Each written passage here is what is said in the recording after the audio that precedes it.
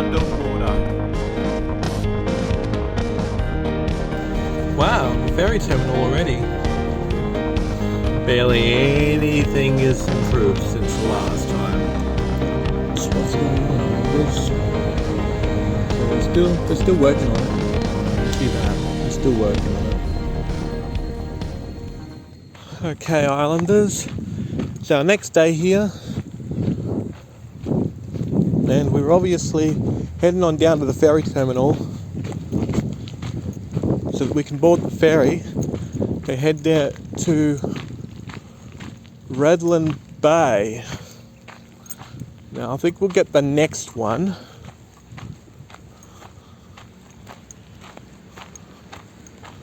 Yeah, we'll take the next one.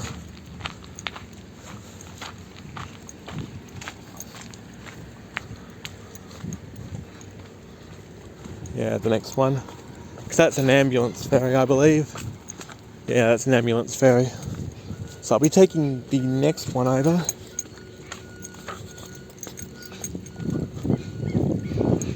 Because I'm not sure what that ferry's doing there anyway, that little ambulance ferry. Hello. Area they're not supposed to be in.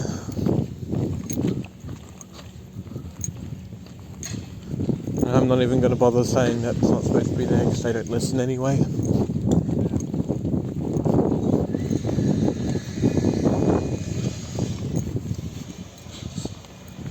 There's no one coming yet.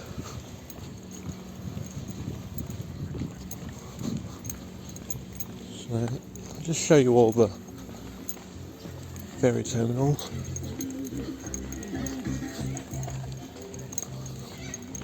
Taste of what to expect when it's finished.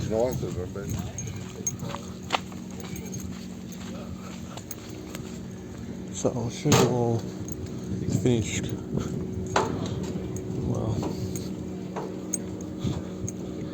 Well, it's not really finished yet. It's still unfinished. Just hope that there's no track record of it being unfinished. This new ferry terminal is much more narrow than the original.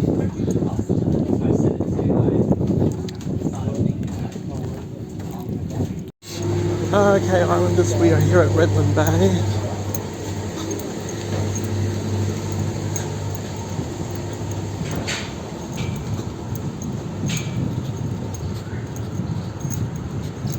They put that thing up now. I don't know why they did that. Oh, people were probably falling down there.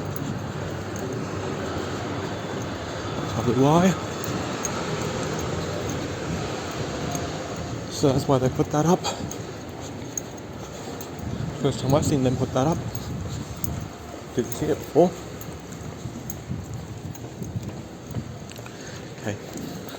Okay, Islanders. So we are first attraction here that we're going to be here is the whatever. What's it called again? Beenleigh Historical Village and Museum. So the first one here is the St George's Church. It was originally situated in Tansey Street, and it has the distinction of being the first church built in the town of Beenleigh. The land on which it was built was donated by Michael Tansey, an early Beenleigh settlement businessman. Now, it was designed by Queensland colonial architects Francis Drummond, Greville Stanley, and built at a cost of £250 by Messrs. Wellhen and Ehlers. And it was officially opened September 17th, 1875. Then it was moved to its present site here at the village on the 22nd of June 1981, and the first historic building to be moved here. And that's the church on the original site in 1912. And this is the church today. I'm showing the exterior first.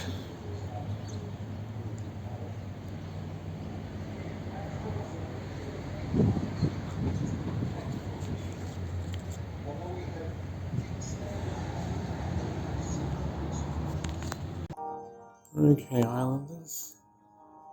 Look at this. This is the pump organ. The original organ in the St. Peter's Lutheran Church in Main Street, Beenleigh. Inspired by the Rose family from the church. in 1981, and then it was given to the Historical Village Museum in 2016. So this is the organ, the style 91 asking in 1914 by Mason and Hamlin in England. So that's what it looks like now. So it's a pretty old thing. So.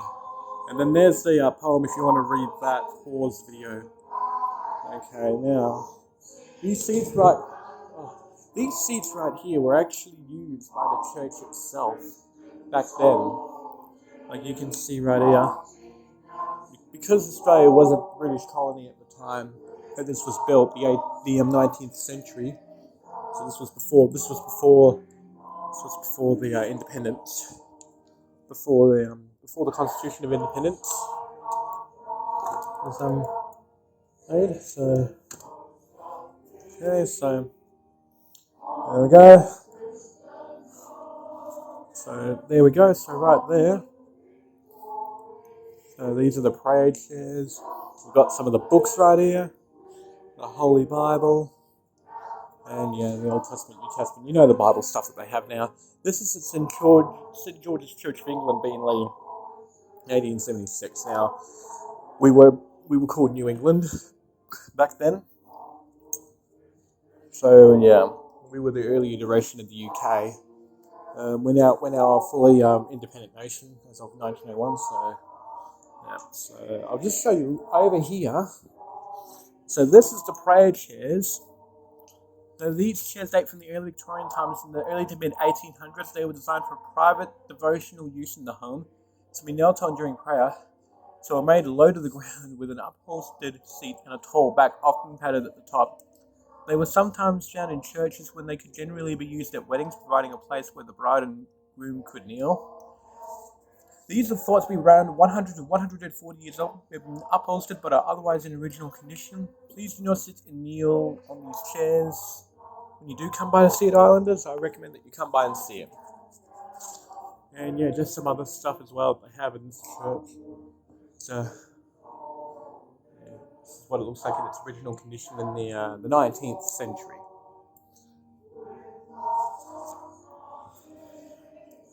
Alright, on to the next one. The next place is Carter's Boot and Shoe Repair Shop. Now this bootmaker shop was built in Main Street, Beenleigh in the late 1800s. Mr. Charles Deet, who operated the shop from 1896 to 1970, may have been the original owner. Over the years, however, it had numerous owners and tenants.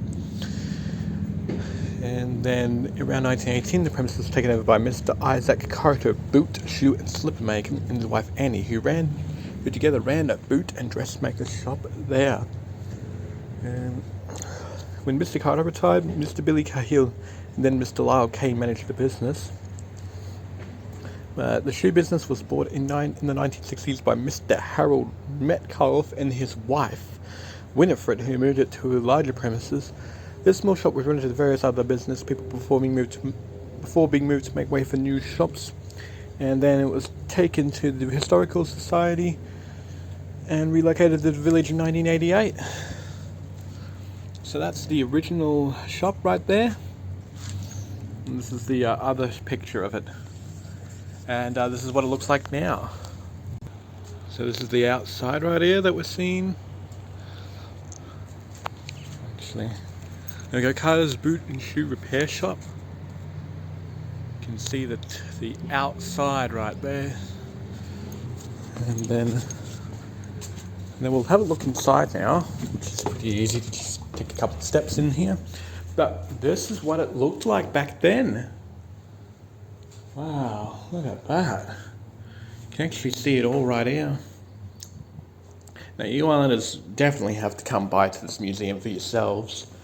I think it's cheap. I think it's about $8 or something. It will vary for each person.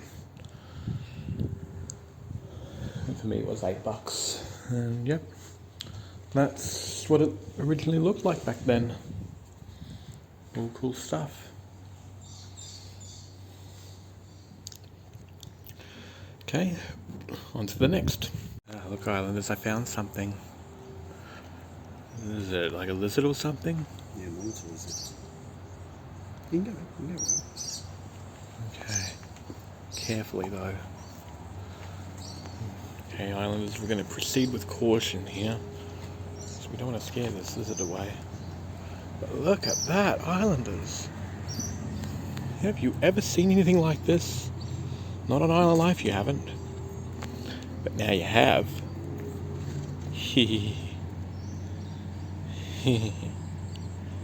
Okay.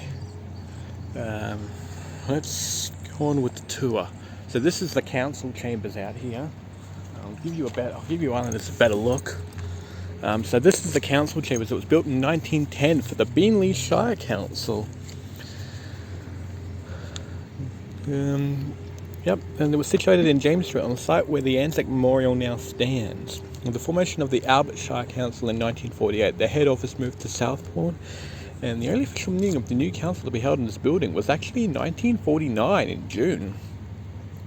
And then in 1952, Mr. A.E. Lawrich renovated the chambers to accommodate a restroom for the Queensland Country Women's Association, plus a single office space for the Albert Shire Council.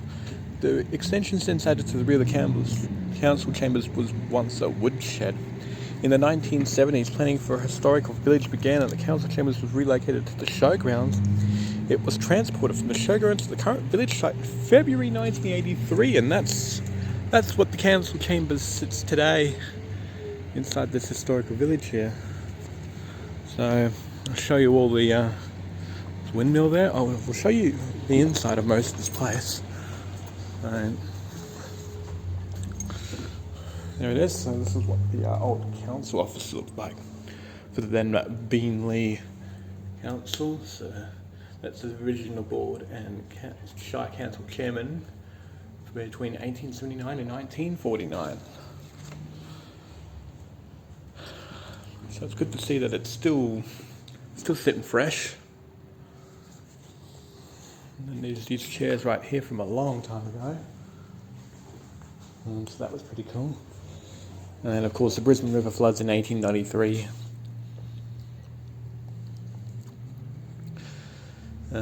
Of course, 1941 was the record. And much lower, 1931. This was the Brisbane River at Port Office and highest annual flood peaks.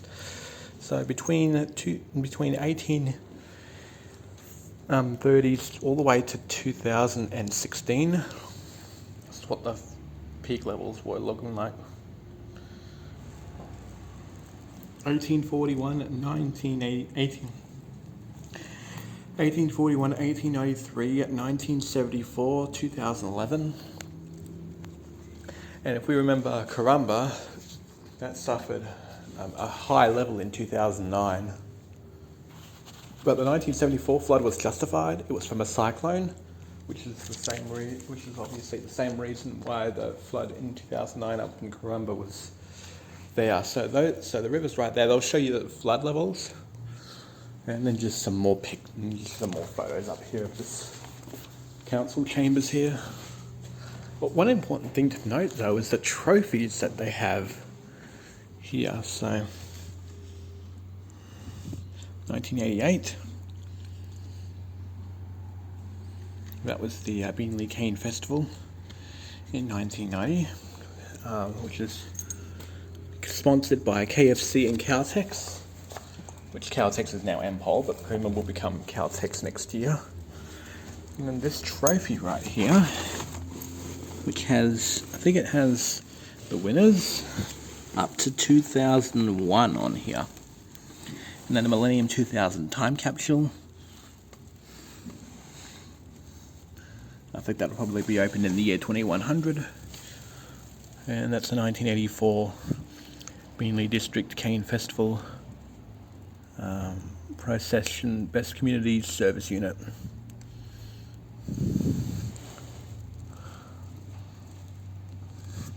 It was won by her pension club. Okay, yep.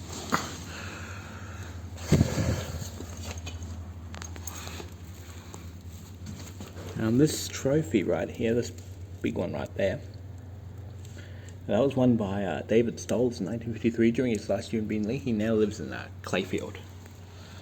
Okay, and there's Telecom Australia Award right there, awarded to John and Joseph Carroll of BEENLEIGH in Telecom Australia, recognition for 31 years of service. Okay, Islanders, this is the general store right here. And that's the Wilkes General Store. I can't even say the name properly, but yeah. But August and Anna Wilkes were dairy farmers of Alberton. As well as running their farm, they also operated the store as a family concern from the 1890s to the 1970s, juggling store opening hours to fit around the constant demands of their farm. And the store was located on the corner of Alberton and Stapleton, Jacobs Well Roads, Alberton. Produced from their farm, including fresh milk and eggs, was sold through the shop, in addition to a wide range of grocery and haberdashery items, clothing, cooking utensils, household items, tools, and camping goods. Charles Wilkes took over the general running of the store as his parents' health failed, inheriting it after the death of his mother, Anna, in 1947. And this store closed after Charles' death in 1978. And then the building was then given to the Burnt family, which is relatives of Charles Wilkes, and it was moved to its present site here in 1989 to replace a similar store that had burnt down on 25th July 1988, the day after the official opening of the village. So that's this building right here, the general store. Wilkes. No, it was owned to Wilkes.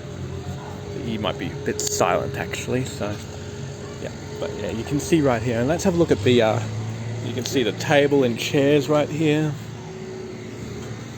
Very special in the 19th century. I don't even have to go through all this. And yeah, just some really cool stuff inside here. Like, they used to have a lot of stuff here back then. So it's pretty good to see all of this right here. And yep, and then we'll go over to this side here as well. There's the old ice cream maker from back then. Yeah, it's really funny how times have changed now.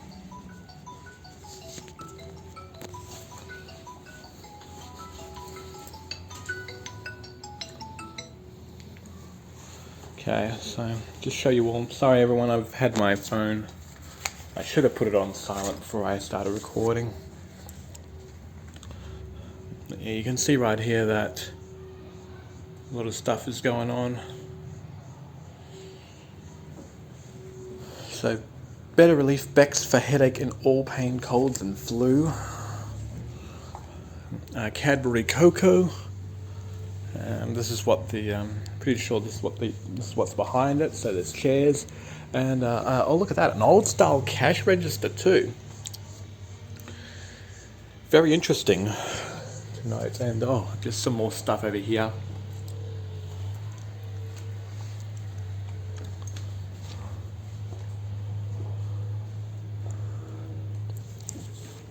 And then here,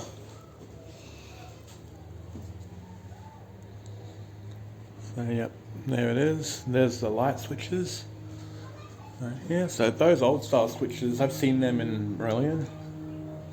So these must be pretty old switches. And look, this was the pantry, enamelwares, and yeah, there's a whole bunch of stuff right here.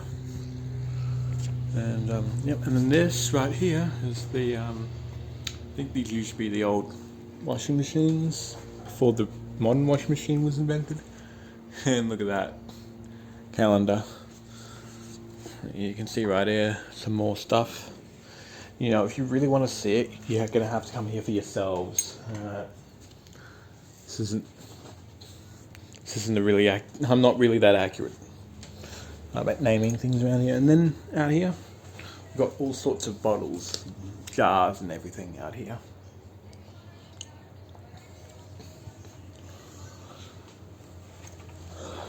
Yep. And there's some chairs right there, and these. And that's the old stoves. And we don't use those types anymore. We've got induction cooktops and just standalone stoves. Next place. Oh, Islanders, I forgot this thing here. This right here was the Cobbs & Co. coach number 77. And it was actually I think it was for Dreamworld. I think it was to get, I think it was to commute people to Dream World, and I think it was Royal Mail as well. It's really good to see that there's a lot of stuff here that we can look at. Oh, Islanders, I forgot to show you this, but look, this right here, this was the Logan City's old bus stop. These are the old bus stop structures that they used to have at Logan City. I think they used those up until around 2008. But yeah, this is what they used back then. They used these. So pretty much at a lot of bus stops in Logan City, you find these everywhere. Like in 2005, you would find them at a lot of old bus stops. Like a lot of the bus stops they had back then, you would see these old structures. And to this day, there's only probably about 20 of them. And by the time that you see this, it'll probably be less. It's pretty interesting to note that you would find a lot of these old structures right here. And there's probably only about 10 of them left. And probably by the time you see this, it'll probably be even less. It's interesting to note that you can find a lot of these old structures right here. And it's pretty good to see those still here. Now obviously you would wait for the bus over here. Then you'll be like, oh yeah, where's the bus? Yeah, so that's what that is. I forgot to mention that. And this is the vintage sugar boiler right here. So from the Bannockburn Sugar Mill, the oldest mill district owned by Alexander Watt. Now, Bannockburn, which is near Windaroo, was the name of the original sugar lease of Alexander Watt in 1869. He was one of the sugar planters in the early days and owned a small and old-style mill, which was the oldest mill in the district. His produce was shipped down the Albert River on the ferry boat Louisa and Fanny.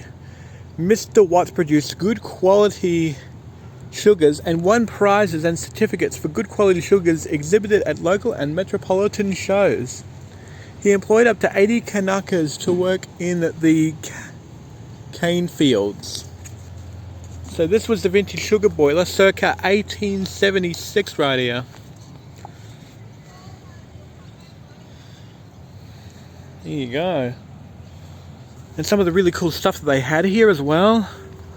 And even some of the cool trains as well. They actually got like rail stuff here as well. How interesting is that, Islanders? To see all this and the trains. Who can forget the trains? Take a look at this.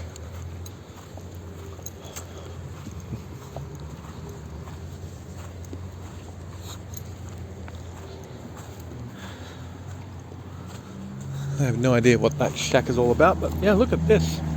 These were the old rail tricycles right here that they had. Very old. Very old. We don't use them anymore. We've got trains now that obviously pull them. Look out for train, yeah. And look at this, everyone. There's an old steam train right here. So this is an old steam train that you see here. And yeah, that's pretty much what's happened here. Now this project right here has been funded by the Queensland government. It's very cool to note about this. And you know what else? This, I found an early 1990s Queensland Rail BEENLEIGH sign right here. Look at that. Look at that, an early 1990s BEENLEIGH sign. Because that logo right there was the QR logo in the early 90s. In the 2000s, they actually changed their colour from blue to maroon colour, and now they're red. The current logo colour is now red. But it remains mostly unchanged, except for the Q and R being equal-sided. And I have no idea what this is in there. But it's really cool to see a lot of the stuff that's here. Yeah, this is the Rocky Point locomotive right here. This steam power locomotive, one of the smallest ever to be imported into Australia, was ordered in 1923 for the Rocky Point Sugar Mill at Woongoolba, which is owned by the Heck family. The tramway on which it operated was 6 kilometres long with a 2.4 kilometre branch line. It was officially opened in 1924, and the first locomotive driver was Ernst Geigold. I'm sorry if I got that wrong. For the next 27 years, the loco was used to haul up to 25 wagons of sugarcane at a time from farms in the Norwell area, where swampy land made it difficult to access the mill using German wagons. Now, coal for the loco was transported by rail to Ormo station, then by road to the mill. Traction in wet weather was improved via a square sandbox behind the steam dome, which deposited sand on the rails between the driving wheels. In 1951, the locomotive was sold to Beer and Rideway machinery merchants and stored in a shed for 10 years. After a brief appearance at the Pleasure Island tourist near Southport, it was placed on display at Giltrap's Auto Museum at Kira.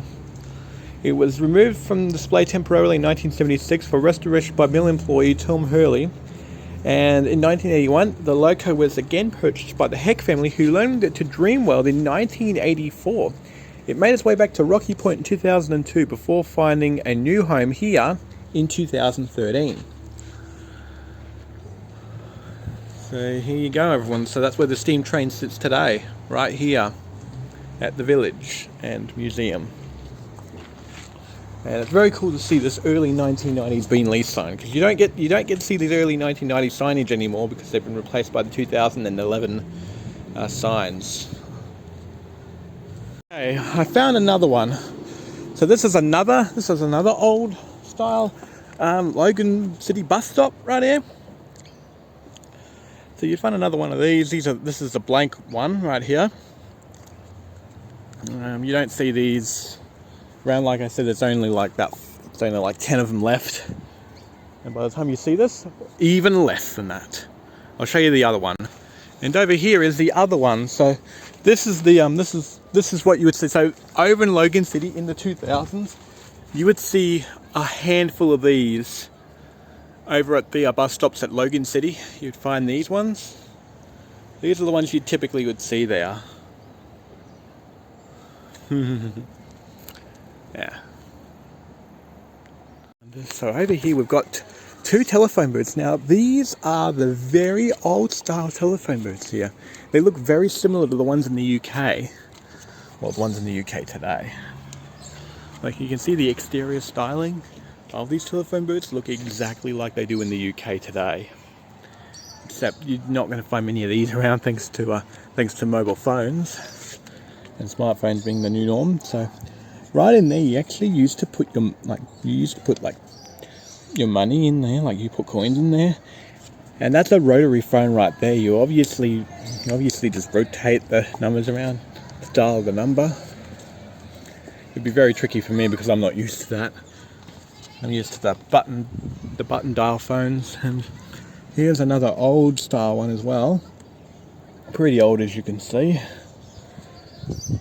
But yeah, thankfully they obviously remain as an archive. Okay, over here is the post office, and it was brought on this site here in 1992 and built in 1897.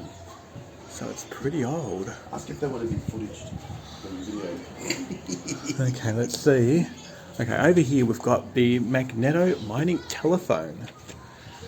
So yeah, these are some very old style stuff here, Islanders. I can tell you now. Now, I'm going to show you all this. Oh, yep, there it is, and that's where you used to put your letters in this old thing here. Okay, containing money or other valuable enclosure ought not to be posted here, but should be taken to the postmaster to be registered. And over here we've got all sorts of different stuff. Yeah, look at that. There's the 1 penny, 3 pence, shilling, halfpenny. So yeah, these are all from 1922, 1948, 1957. The 3 pence in 1963, the shilling in 1955, and the halfpenny 1926, 1938, 1949. You don't see that anymore. The vintage cash box. And these must be, yeah, the child endowment.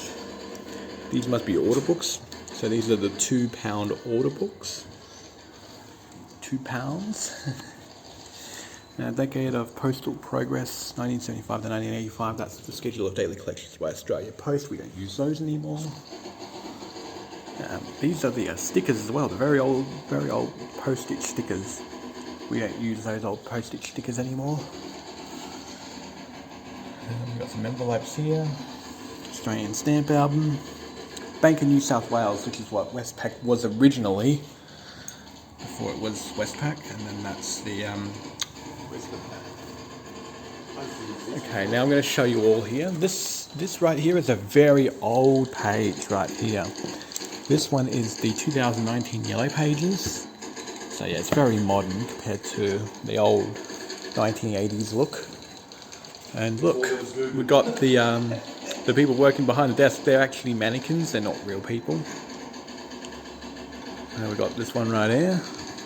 This is what it was back then. It's still a commonplace today to see people working behind the desks and stuff. But I think it'll be good here. You know, you're actually convinced that they're actually real people. Oh, and look at that, Islanders. Do you see that there? Right underneath that register there, there's a whole bunch of old Yellow Pages books from Brisbane, Melbourne, WA. They're from all over the country. And I think I see an old Telecom Australia right there, that last book on the right. And these are the stamped folders right here. So you would obviously put 2 $1 coins in there. I used to use that. And yeah, well, you don't see those that much. No, not at all anymore. And yeah, I have no idea what that photo is about. But anyways, got some of the old typewriters here and old radios. Got some old radios, some old typewriters. You don't see typewriters anymore because of computers. And we've also got some coptometers and check writers and adding machines and rotary stamp racks, franking machines. You don't see a lot of these anymore. These have become obsolete due to modern technology. And we've got the old stuff right here. An old typewriter. That's cool. Old typewriter. See that? And yeah. Another mannequin right there that's obviously taking care of the postal stuff. There's some old phones up there. Some of the old landlines that they used to have, but not anymore because the mobile phones have slowly taken over. Though some people still use landlines to this day. And yeah, that's what I think that's the city in the 2000s, and this is what it used to look like back in the 60s or something, or the 50s. And you can see it's a lot of stuff here. And here we go, the historic room right here. So this is the Lanier right here. Another one right here. This one actually has the QWERTY keyboard built into it. So these are the really old style, kind of like what they had at Redland Museum. So we go right there. And this one actually had a function. Okay, cool. And there's another here's another old style keyboard right here. And there's some of the parcels right here, some of the old style ones. This is a Canon typewriter, keyboard thing. And another one, a Canon ES25. I don't think you get to see those anymore. There's an Acer keyboard right here. So this is what people used back in the 90s, I think it was. That's one of the first Apple Macintosh. And look at that, the early Macintosh computers. Oh my god! And there's an Acer PC right here. This is an old style PC right here. You think that's old style? Yeah, look at that one, floppy disks. Yeah, look at this one, floppy disks. Yeah, yeah. This is a 3.5 3.5 floppy disk. Well, this one's older than that one because that one came after. Yeah, there's a 3.5 floppy disk drive right there. And it's from Acer, so this would probably be about the late 90s. Because back then you would see anyone that had a computer, they would have had something like that. Mm-hmm. Yeah, you used to have those television looking computers right there with Windows 95. The old telephone machine. And look at this one right here, the Gestina 4192. Wow. And just some stuff here. If you want to find out about that, come down here. Telephone exchange. And look at that. This is how they used to operate telephones back in the day. Like they used to have all these different lines right here that you connect people to on the phone. And oh look, even the telephone testing desk right here. See, it does all of that. Yeah, so basically what you would do is you would obviously go ahead, connect it to this line right here, and then this one, this one, this one, this one, you know. It's all confusing for me because by the time that I was around, these were commonplace. So you got some of the old style rotary telephones right here, another rotary phone right here. These are the push button ones. These are what the early mobile phones looked like. They look like that. They look like walkie-talkie like ones. And then the wall-mounted telephones now, those are from my time. Back in my day, these were the phones that people had. They used to have those wall-mounted ones. And some more old-style rotaries. That's a switchboard. And that's the intercom. And just some more wall telephones right here. These were very early style. Those were like 1970s England type phones. The early telephone subscribers in the 1910s. So this would be 110 years ago. It's amazing to think what life was like 110 years ago compared to now. So you should definitely come by here to this museum. Guys, we're at the one teacher school here. This was a tender for the construction of the Loganholme Primary School. It was accepted from Mr. John Sands in August 1872, and it was built at the cost of £290. And it was located alongside what was to become the Pacific Highway, and officially opened on 24th May 1873 with 37 students enrolled. Now, for comparison, that is 11 more students than the entire primary school of Corumba in 2012. In 1975, it was moved to the Brisbane College of Advanced Education, which is now QUT, at Kelvin Grove, where it has functioned as a one-teacher school museum. And it was later donated to the BEENLEIGH and District Historical Society and reopened in the village on July 30th, 2010. And it continues to showcase the teaching and learning methods of the past and the role played by one-teacher schools in Queensland's educational history. And I'll just show you real quick what it looks like here before the school gets here. So this is the Educational Museum, the one-teacher school here. So it's obviously just a little classroom over here. It's got all, so if you really want to see it in more depth, you'll have to come by here yourselves. Sit down, Sam. Sit down. So these are the desks right here, and then these are the other desks right here, and then this is the teacher's desk right here as well. So you get to see a lot of this sort of stuff. And there's the good manners thing. You know, people have posters of that. Very few though. Actually, yeah. Let's have a look at the good manners. And look, good morning, everyone. Your teacher today is Miss Matilda. Well, actually, that would be more me, really. Mr. Wilkes.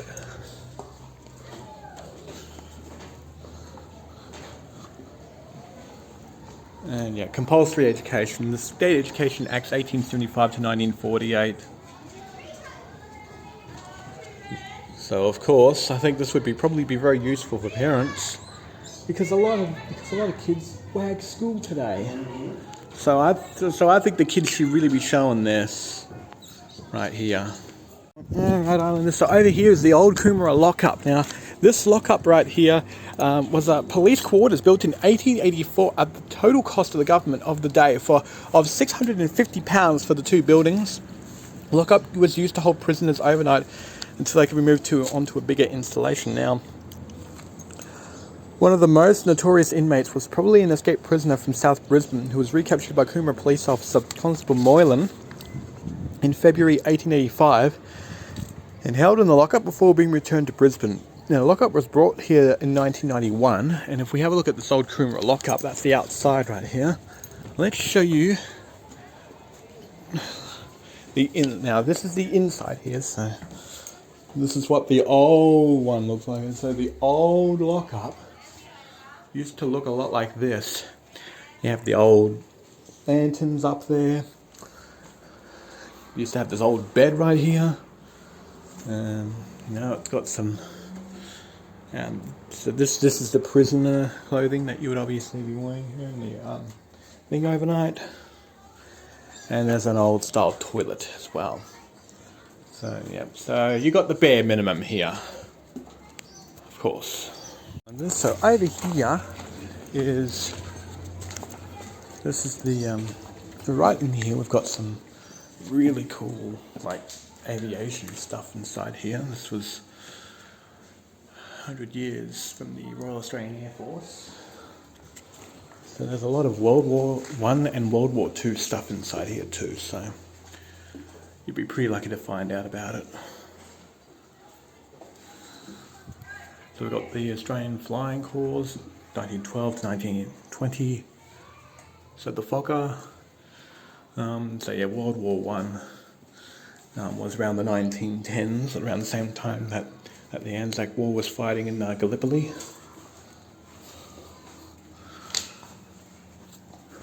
And yeah, got some of our comrades here, which unfortunately, these are just mannequins, they're not actually real people.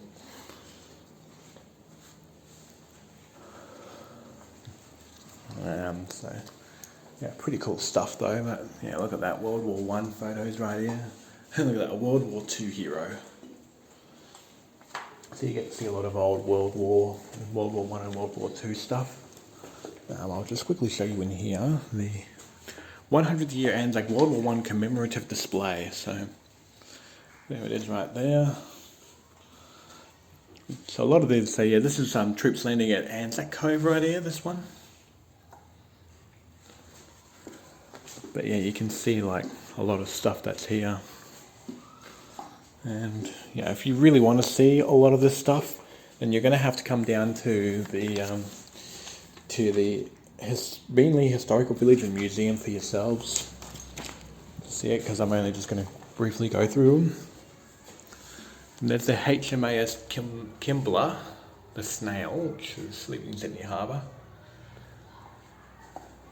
Right there, and yeah, it was laid down in 1953, launched in 1956, and it was decommissioned in 15th February 1985. And I think today it's probably sold for scrap metal. So this is a St. John's display right here.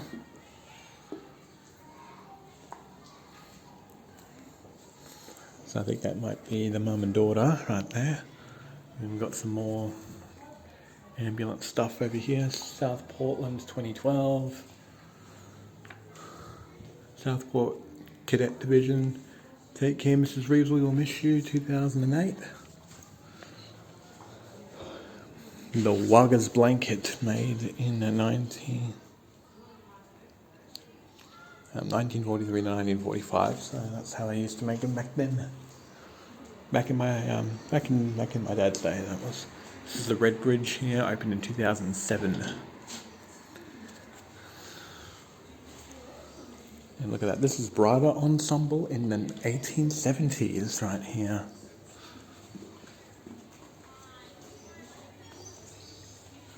Wow, cool, okay. I'll just show you over here now. These people here. William Ferguson, Margaret Ferguson, so this is like BEENLEIGH pioneers. And this is the Wicker shipping basket, brought to BEENLEIGH by Robert and Isabella Johnston.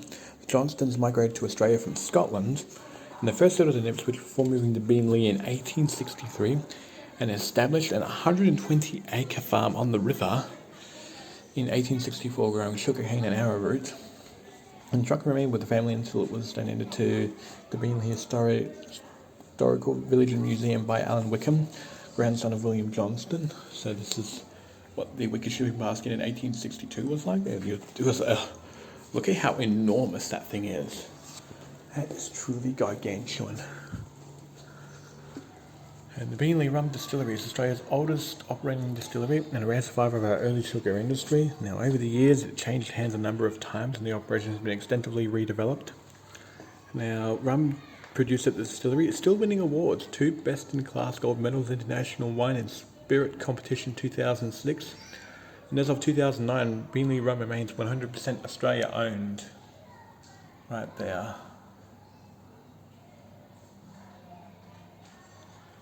So yeah, so it's still surviving today. Yeah, so yeah, but in all honesty, come here if you want to see all of this. And out here, we've still got the seats too. The seats that lead up to that building. Okay, let's go over here. Now that they're out the way. Kids are out the way now. This was the BEENLEIGH State Rural School, and it's actually a cinema as well.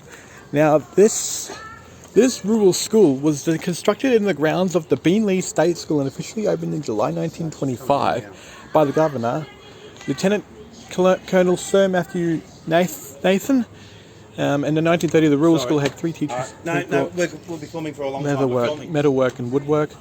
Students travelled from as far away as Canungra to attend. After it ceased operations as a rural school, the external corrugated walls were removed and the building was converted to a shelter for students. The building was then donated to the Historical Society and officially reopened in 2000 in April. Village volunteers have reinstalled the corrugated walls and redecorated inside. Yeah, we'll be back another time. And look at that, cool piano. It's a very old piano. Lovely. Okay, Islanders, I just wanted to quickly show you this here. This was actually the cinema right here, as you can see, and it actually has some pretty cool things here as well. It's got some of the nice old cameras here, especially the Kodak. And then they've obviously had a whole bunch of other cameras come out, year after year. Of course, the Kodak Colorburst 1000 instant camera was a Kodak camera in 1978. Then the Kodak DCS 100 came out in 1991. And then that was pretty ironic because Kodak was actually the first company to develop a digital camera. Of course, it was a general use to the public prototype. And here's Kodak, the DC210 Kodak right there in 1998. And yeah, and then if you remember the Easy Share, the Kodak Easy Share, that was in the 2000s. Today, we don't really have any other new cameras out, but the Kodak kind of founded everything. And then there's here's some of the old cameras that they used to have, some of the old film cameras, motion film cameras especially. Look at that. Yeah, yeah. Okay, so you can see right here that they actually used to display these films right here. These are pretty old, so yeah. And then you've got these types of VCRs. And we've got VCRs and DVD players today. Today, DVD players are pretty much commonplace, and VCRs are very rare to come by. I think the last VCR DVD combo was manufactured by Funai, based in Japan. And they produced the last one in 2016, so it's very, very rare to come by VCRs. But you know, there's a handful of people that still have a VCR or two, and this right here is another piano. So yeah, so this rural school here / cinema has a lot. It has a lot to offer. Let's just say. Okay, so this place right here, which is now a cafe, it actually used to be an old railway station. That's what this place used to be. So, now a cafe. It once was the old BEENLEIGH railway station right there. So they obviously brought it over here to be preserved, and that's where it stands today. Thanks for the exploration. Okay, Islanders, I'm heading back to Russell. My friend is going to be taking a while to prepare, and I'll see you Islanders back at Russell while we're on our way over to the Redland Bay Marina. Play some music. Go.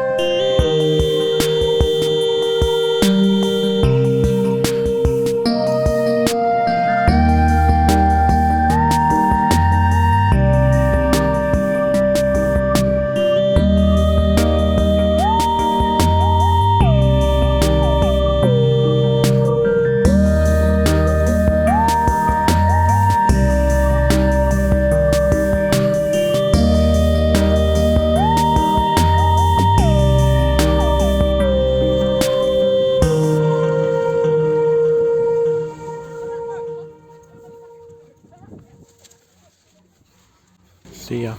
Okay, Islanders, we are here at Russell Island.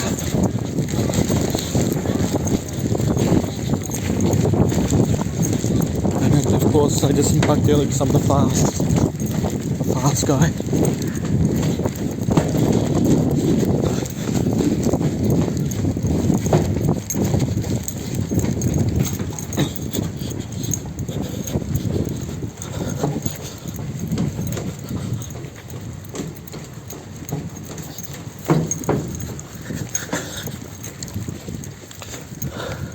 Come rushing out.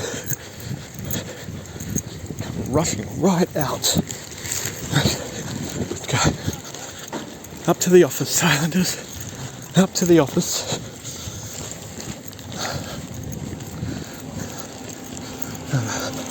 Swerve past everyone first.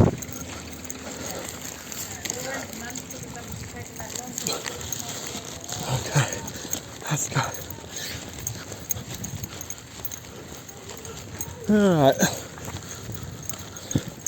Alright, no one's in the no parking zone, so I think we can just head on up to the office now. My friend's still a little bit behind, but he's catching up. He's catching up. There's the ferry terminal, Islanders, in case you wanted to see it.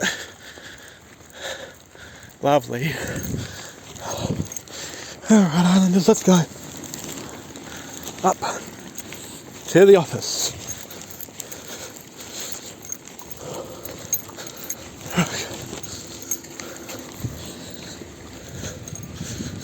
Okay. Here we go. I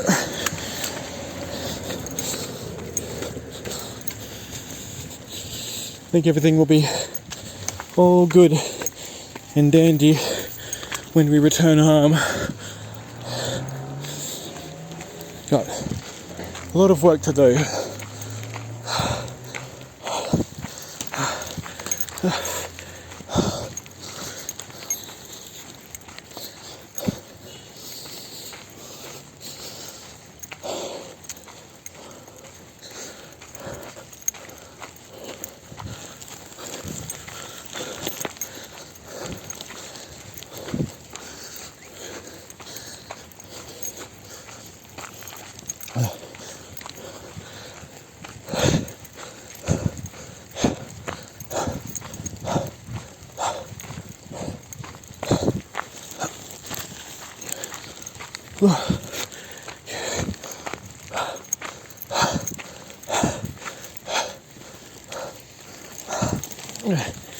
Okay. Thank you, Islanders, so much for watching this episode of Island Life Living in Poverty. Leave a like and subscribe. And I'll see you, Islanders, tomorrow. Bye-bye!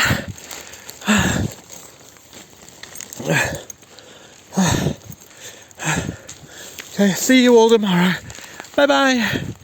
Don't forget to click below and subscribe to the official Island Life YouTube channel.